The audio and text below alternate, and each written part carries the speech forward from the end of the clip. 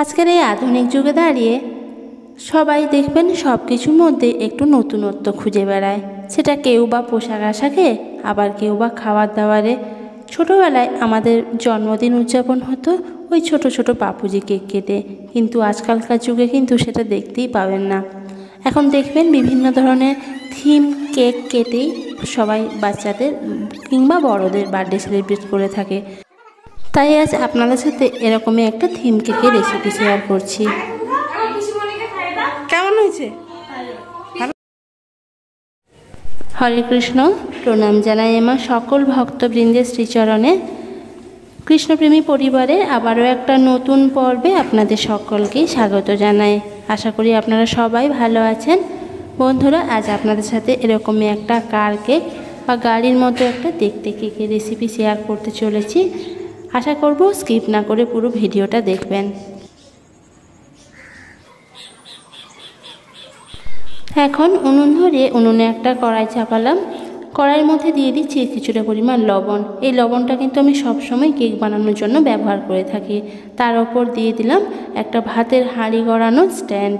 তার উপরে এইভাবে ঢাকা দিয়ে কড়াইটাকে প্রথমে ভালো করে গরম করে নেব। এদিকে কড়াইটা গরম হতে থাক, ততক্ষণে চলুন আমরা কেকের ব্যাটারটা বানিয়ে নিই। তার জন্য প্রথমেই এখানে লাগছে হাফ কাপ আগে থেকে জাল দিয়ে রাখা ঠান্ডা দুধ। এখানে কিন্তু অবশ্যই নর্মাল রুম টেম্পারেচারে থাকা দুধটা নেবেন, গরম দুধ নেবেন না, কারণ গরম দুধে যদি ভিনেগার দিতে চান তাহলে কিন্তু দুধটা ফেটে যাবে। এরপর দুধের মধ্যে দিয়ে দিলাম হাফ টিস্পুন ভিনেগার। ভিনেগারটা দিয়ে ভালো করে মিশিয়ে নিলেই তৈরি হয়ে যাবে আমাদের বাটার মিল্ক।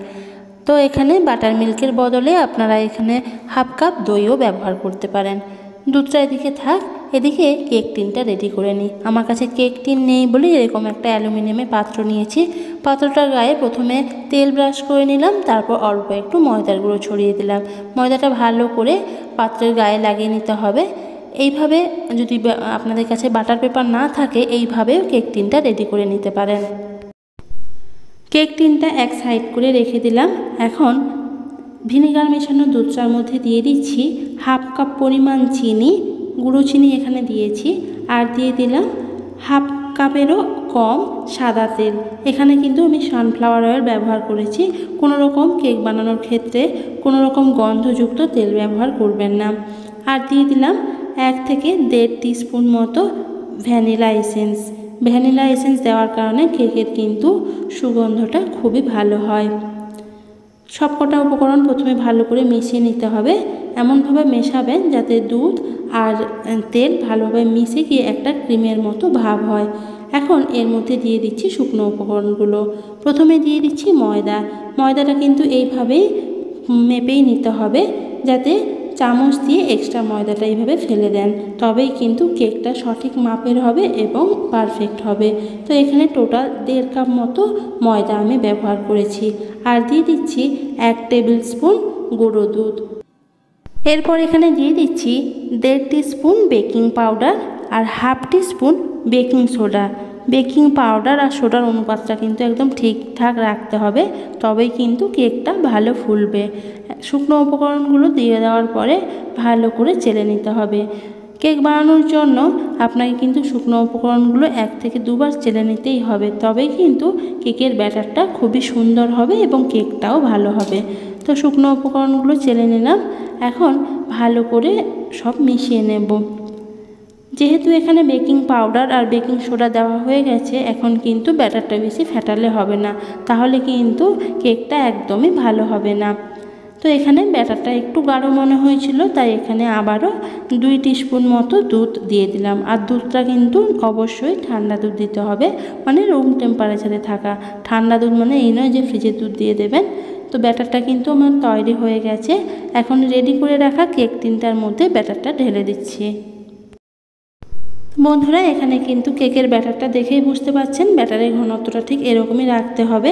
এখন কেক টিনটা ধরে হালকা করে এইভাবে একটু ঝাঁকিয়ে দেবেন, তাহলে ব্যাটারের মধ্যে যে বাতাসগুলো আছে ওইগুলো বেরিয়ে যাবে, ফলে কেকটা যখন ফুলবে আর ফুটো ফুটো হয়ে যাবে না। তো এদিকে কিন্তু কড়াইটা আমার ভালোভাবে গরম হয়ে গেছে। এখন রেডি করে রাখা কেক টিনটা কড়াইয়ের মধ্যে বসিয়ে ঢাকা দিয়ে দেব। প্রথম 5 মিনিট হাই হিটে গরম করে নেব, তারপরে 35 থেকে 40 মিনিট লো আঁচে গরম করে কেকটা বানিয়ে নিতে হবে। বলবো না কি বানাবো, সারপ্রাইজ। পছন্দ না হইলে কি করব? যদি পছন্দ না হয় কি হবে শুনি? হ্যাঁ, যদি পছন্দ না হয় গভীর ফেলে দেবে। মা দেবো। বলে আসি ওদেরকে। তার ফ্রেন্ডদের নেমন্তন্ন করতে যাবে তো?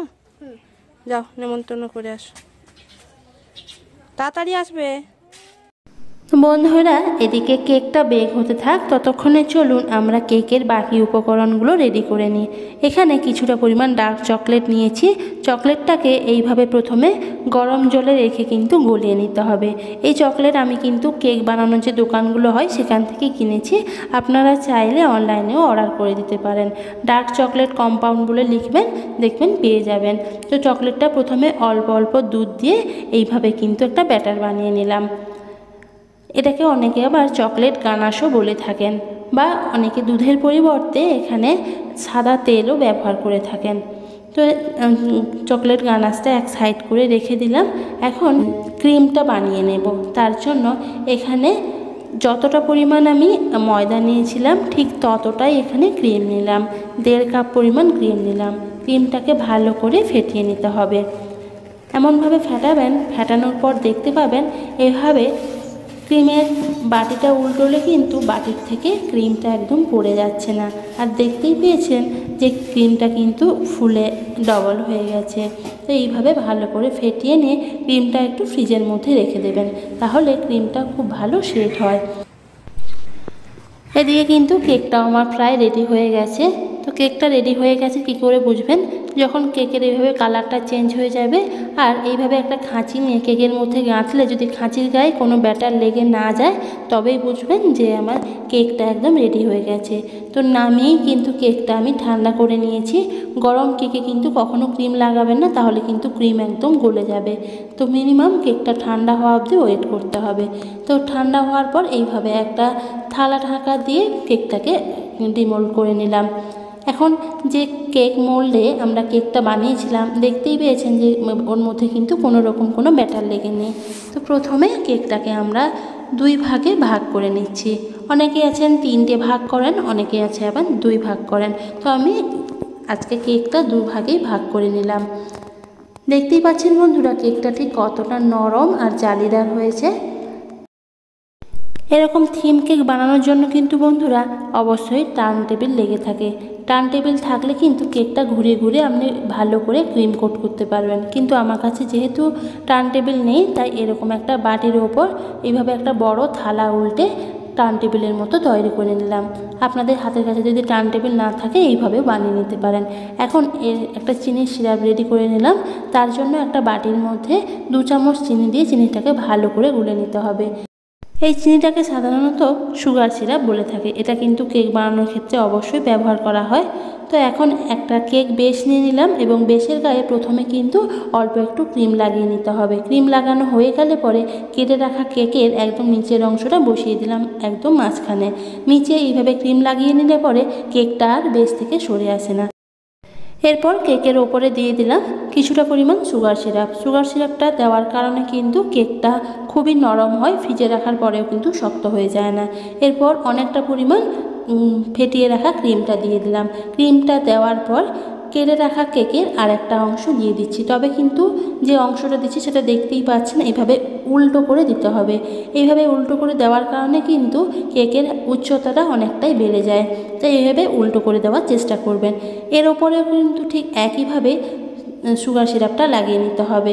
ভালো করে সুগার সিরাপ কিন্তু দিয়ে দিলাম, তবে একদম বেশি দিতে যাবেন না, তাহলে কিন্তু কেকটা একদম গলে যাবে। যতটা পরিমাণ লাগে সেই পরিমাণ বুঝে আপনাকে পুরো কেকের গায়ে সিরাপটা লাগিয়ে নিতে হবে।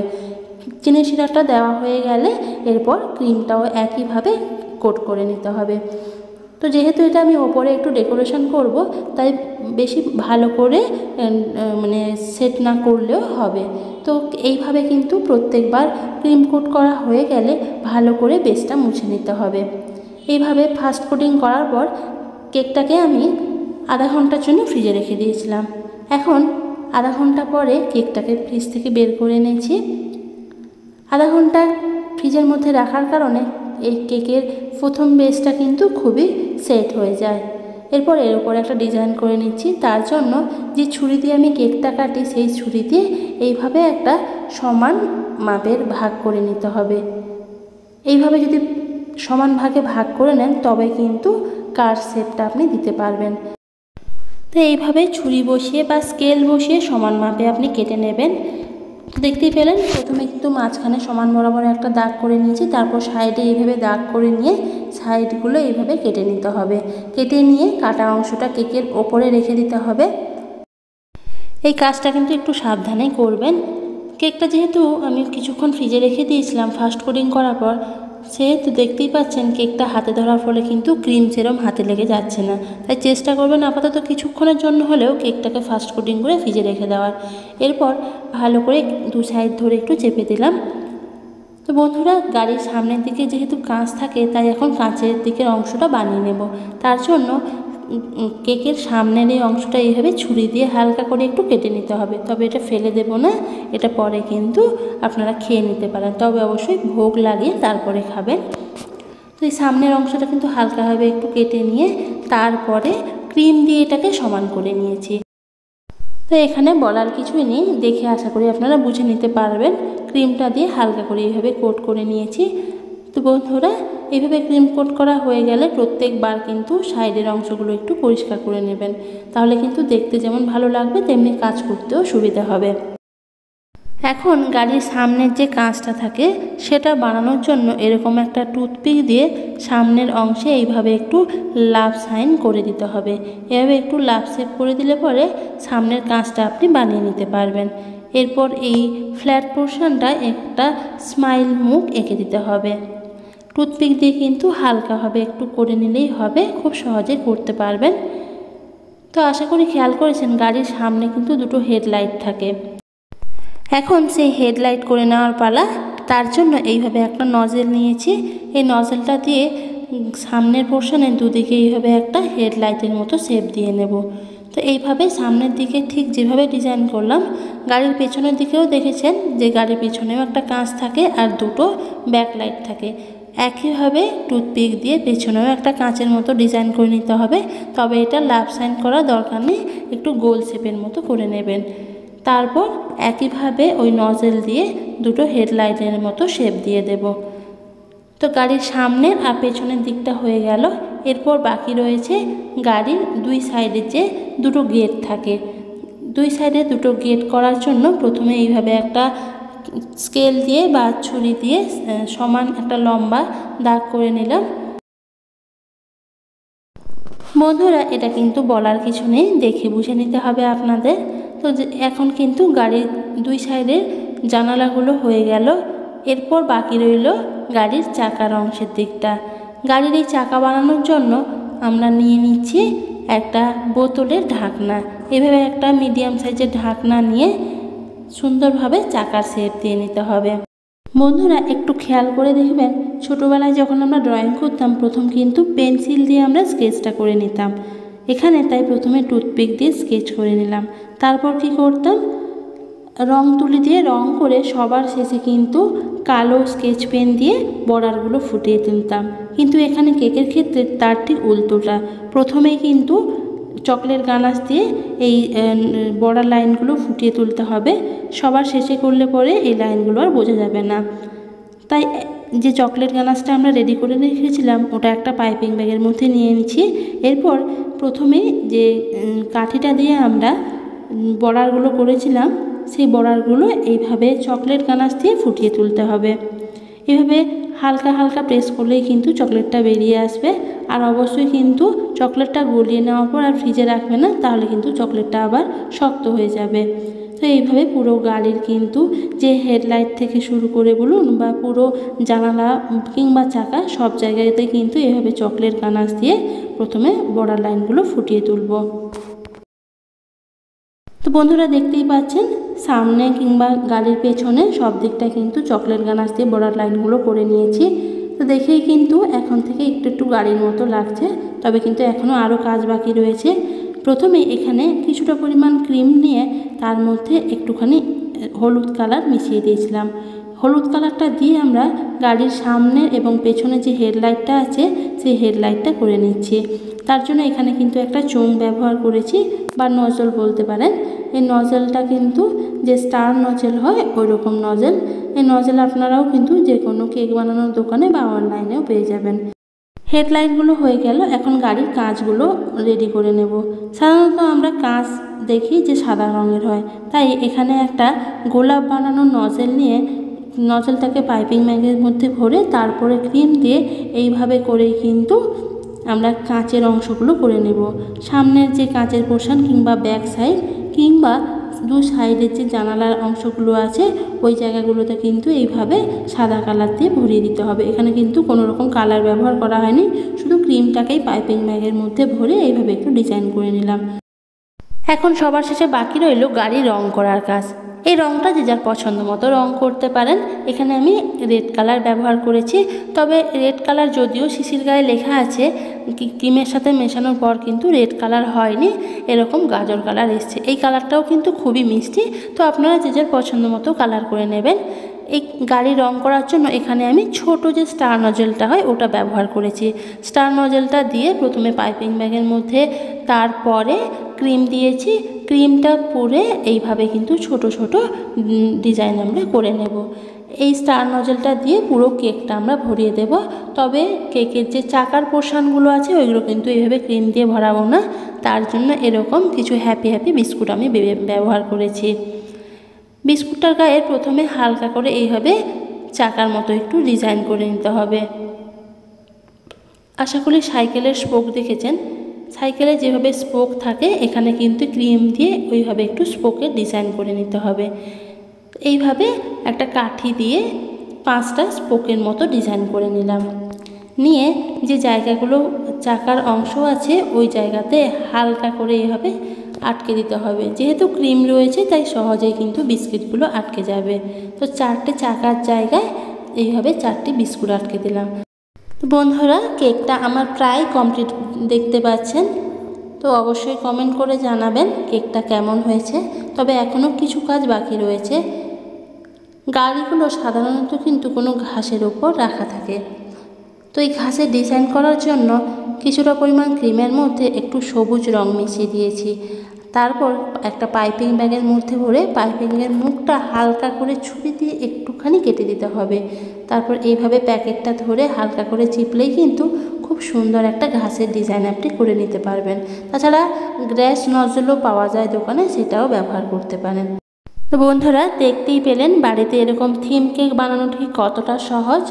আপনারাও বানান, আর বানিয়ে কিন্তু প্রথমে গোবিন্দের চরণে নিবেদন করবেন, তারপর বাচ্চাদের দেবেন। তো আমি ধ্রুবর জন্মদিনে এই কেকটা বানিয়েছিলাম, দেখতেই পাচ্ছেন ধ্রুব ঠিক কতটা খুশি। তো বন্ধুরা, অবশ্যই কিন্তু কমেন্ট করে জানাবেন কেকটা কেমন হয়েছে। আজকের মতো এই অবধি। সবাই ভালো থাকুন, সুস্থ থাকুন। দেখা হচ্ছে পরের দিন নতুন কোনো প্রসাদের আইটেম নিয়ে। ততক্ষণে সবাই স্বাস্থ্যের খেয়াল রাখুন। হরে কৃষ্ণ। কেমন হয়েছে? ভালো হয়েছে?